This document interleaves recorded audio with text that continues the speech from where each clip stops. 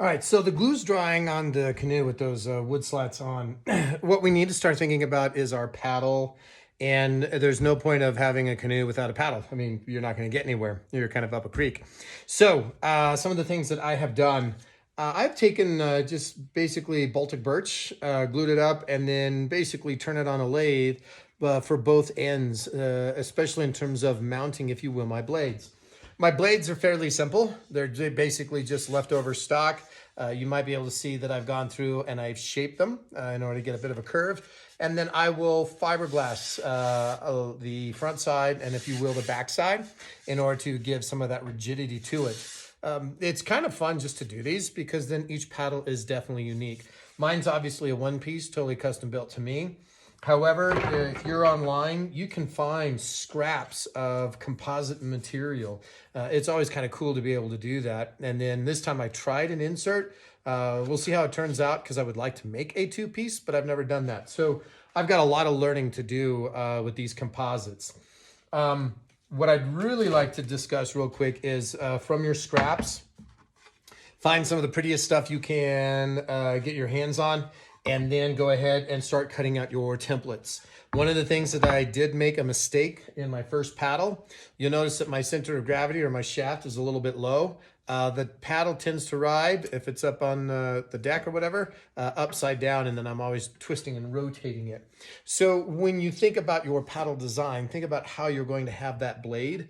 You'll notice that I positioned that blade to be much higher this time, so hopefully that will make a difference in terms of how it's balanced in my hands. I'm going to make several sets of paddles since we're trying to make several canoes with the leftover scrap material. So these are all the slats we had, and when I cut them down, I saved them because I know I need my front and back deck for the front part. We'll cut a hole, strengthen the back side so that we're able to actually hold and carry the canoe. So this has already been glued up. Very light, very simple, very easy. I'm also going to try and do the same thing with a paddle set. I've got some more of this saved up. We'll glue them, fiberglass them. I'm trying to even think about how to do a custom bend in that. But again, I want to make sure things are more efficient rather than just wasted time. So those are some of the things in terms of making your custom paddles. Shapes, figure out whatever shape you want to do. You could do some simple trapezoid like the old Greenland kayaks paddles, very traditional, very just straightforward. Or you can get very fancy in terms of designing some of your blades. So let's start working on some of those pieces. All right, so we're gonna do traditional bar clamps, two bottom, two top, and then we will also squeeze the boards with some wax paper and clamps in order to get everything flat all the way across. So these are just gonna be a set of striped flat panel paddles, and hopefully these will be just sufficient for what we need to do in the water. Let's go ahead and start this.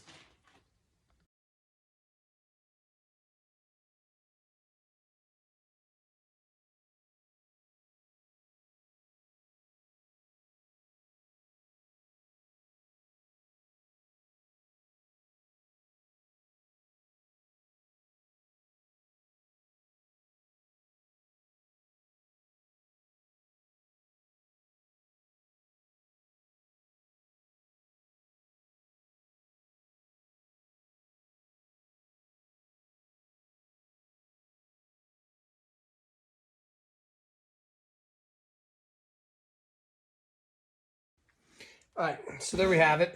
I'm going to put in another piece. I got to find some more scrap and some wax paper because this is longer than the other set that I just glued up. So you'll notice that this middle set I did not glue. That's because there's two paddle sets here. So that was why I did some of that. But we're just going to go ahead and let it set. I'll finish up over here. Just do a quick little double check to make sure everything's aligned.